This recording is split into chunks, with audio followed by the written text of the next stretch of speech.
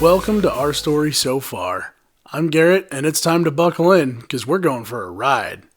Extreme G was a 1997 game released by Acclaim on the Nintendo 64, followed quickly by Extreme G2 on the N64, and later on the PC.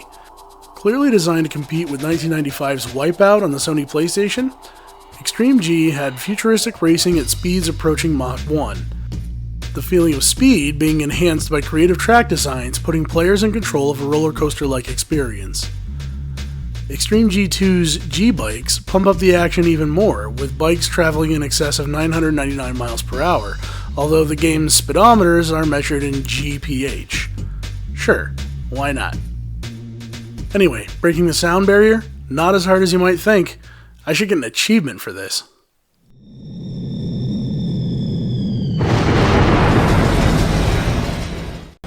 Graphically, the game's G-Bikes appear to have been inspired by Tron, and the gameplay influenced by the success of Wipeout. The designers paid special attention to the color palette and used many lighting and shadow effects to their advantage. Although the game does give a reasonable impression of racing at top speeds, in some instances the game can experience stuttering and slow down due to some of the performance limitations of the Nintendo 64. The textures have a tendency of being over-filtered or made to look blurry in an attempt to hide their low resolution. Draw distance is extremely limited, which can make the game somewhat challenging in its own way.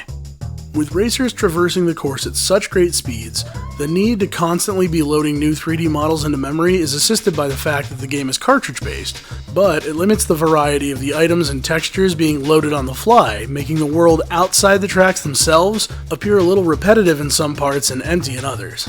They make up for this by trying to make the environment itself more exciting by adding terrifying thunder and lightning. You could admit it, you were terrified. Extreme G2 features an arcade mode, where you have endless waves of drones you can test your weapons out on until you crash violently or get blown to pieces. Other than that, it has no end or lap limit. The best XG2 experience can be had by playing the Extreme Contest mode. This mode takes you in a fairly standard order through tracks of increasing difficulty, allowing you to unlock the rest of the tracks in the game for other game modes. Not placing high enough can result in elimination from the contest. Evidently a very violent elimination.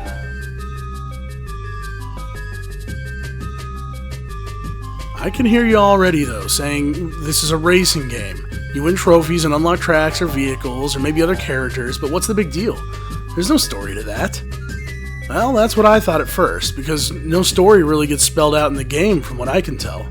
You get leaderboards and celebratory dances if you do well enough, but there's more going on in the background of this game than many people realized, and it could have led to some interesting sequels or spin-offs, but it seems that was never meant to be.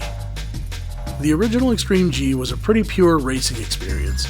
It seems it was set in the distant future. Earth has become a wasteland, so humans now inhabit a new planet and use large swaths of Earth to build racetracks for, essentially, remote-controlled cars. Racers virtually strap themselves in to pilot these beastly bikes, leaving them safe from any actual harm. Extreme G2 takes things to a new level. The details can be found, where else, but in the instruction manual. According to the introduction in the manual, it's been 25 years since the original Extreme G racing experience, and the citizens of the new United Planets have grown bored with the government-sponsored virtual racing activities of the past. In search of ever greater excitement, a group of young G-addicts decided that the only way to improve on a near-perfect simulated experience was to recreate these races, but for real. The initial attempts at building real-life G-bikes were understandably crude and fraught with peril. Have you ever tried strapping a 16,000 mag G engine onto the back of a domestic hover car? But the successes were spectacular, and these early pioneers were too stubborn to be put off by the occasional fireball. The first few deaths attracted a flurry of media interest because, despite the simulated violence of the old virtual races, official broadcasting guidelines had sanitized that experience far beyond the point where anyone could actually die. Media coverage brought commercial sponsorship, which in turn provided the money to build vehicles that were truly capable of attaining Extreme G. Rapidly equaling and then exceeding the capabilities of the old virtual bikes, a new breed of riders soon developed the skills needed to control a G-bike at speeds that had previously been the exclusive domain of high-performance aircraft. In time, as is always the way, the speed and strength of the weapons and capabilities of the G-bikes attracted the attention of the military, who could see great potential for this technology in the theaters of war. In the cutthroat commercial economy of the 21st century, research funding is available strictly on a per-profit basis, and few worlds are able to support the huge budgets needed to develop new military hardware. In the XG competition, the military saw both a source of new weapon designs and an ideal training ground, which was already being funded by media sponsorship. They took control of the races, contributing a number of specialty-built tracks and a rigid contest structure, but taking care to preserve the raw, free-for-all attitude which had made the original Garage XG races a success. The end result is a race the like of which has never been seen before, welcoming all comers and bringing together a mishmash of the physical and technological endeavors of the brave, the insane, the well-funded, and the downright stupid, competing together in the hyper-fast, jaw-dropping, buttock-clenching, low-down, and dirty trial known as XG2. Not only is that the story for the game universe itself, but remember the extreme contest I had mentioned earlier? It's listed under game types in the manual, but it too is more detailed than the normal game type description you find in most game manuals. It talks about the extreme contest being organized by the government. It discusses how track variants are created by removing barriers that you can clearly see in the game. I guess I'm just stuck. No, there's no reverse, so I just have to... There we go. No, crap, now I'm out of first place. Now, imagine if there were newer Extreme G games. They might not even be racing games. XG2 features an arena mode version of multiplayer that I didn't realize was there until recently.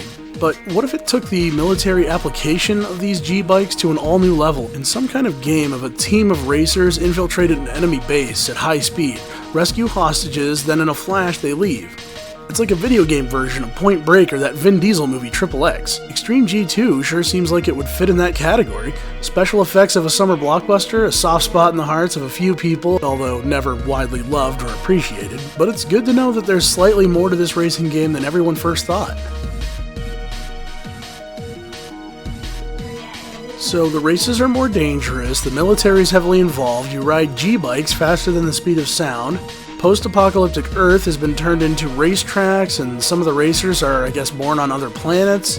There are aliens in this now? Alright, I have to be honest, I'm actively trying to understand all of this, and I can't put all the pieces together. All I know is that this is a franchise with potential, and a lot more to it than just racing. Although the story isn't told in the game, there's a pretty solid universe built around Extreme G, and here's hoping that someday the franchise is resurrected. 6 episodes down and we're just at the beginning. Check out ourstorysofar.tv or follow me on Twitter @NewAngel. That's NUANGEL. Once again, I'm Garrett for Our Story So Far, and I'll see you in a couple weeks.